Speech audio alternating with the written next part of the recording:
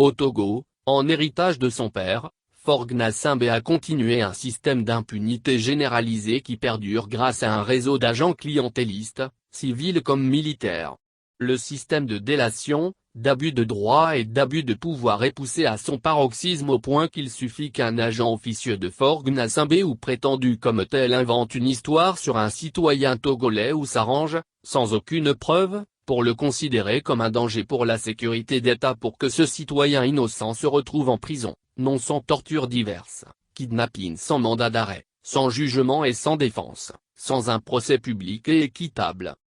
1. Faure ne respecte pas les textes signés et protégeant les citoyens innocents. Chacun sait qu'en absence de séparation des pouvoirs il n'y a pas de justice au Togo, puisque la stabilité dont Faure Gnassingbé est fier, repose d'abord sur le silence des cimetières, et accessoirement, le silence des voix alternatives prônant la justice. Aussi, il ne faut pas s'étonner du silence assourdissant qui entoure les déclarations des officiels togolais sur le sort des citoyens togolais innocents, retenus contre leur gré et qui n'ont aucune chance de faire valoir leurs droits en justice. C'est ce qui se passe au Togo pour de nombreux citoyens innocents, prisonniers d'abord d'un système mafieux promouvant toutes les lois liberticides. Le problème est que le Togo, bien que signataire de nombreux textes internationaux, régionaux, promouvant le respect des droits humains élémentaires, a instauré un système dans lequel les lois nationales qui récusent la torture, au mieux restent lettres mortes, au pire sont utilisées à contre-emploi comme mode de gouvernance.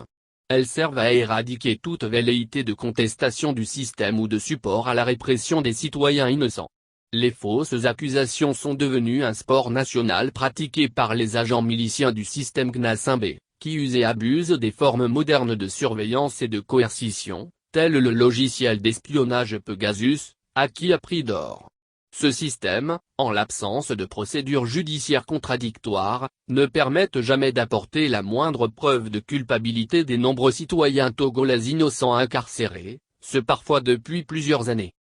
Le non-respect de la personne humaine et de la dignité humaine par Faure Gnassingbé est une constante, voire une marque de fabrique du système politique qu'il dirige. Cette violation des droits humains est paradoxalement appréciée par certains pays occidentaux, notamment les ex-colonisateurs, tant ils sont devenus des adeptes des régimes autocratiques africains qu'ils soutiennent de manière inconditionnelle, et qui en contrepartie de leur maintien au pouvoir par la contre-vérité des urnes et des comptes publics, leur fournissent des soldats et des bases militaires sur les théâtres d'opérations militaires en Afrique, notamment au Sahel. Il suffit que le processus électoral offre une apparence de démocratie même s'il ne répond pas aux exigences des standards en vigueur dans les pays démocratiques.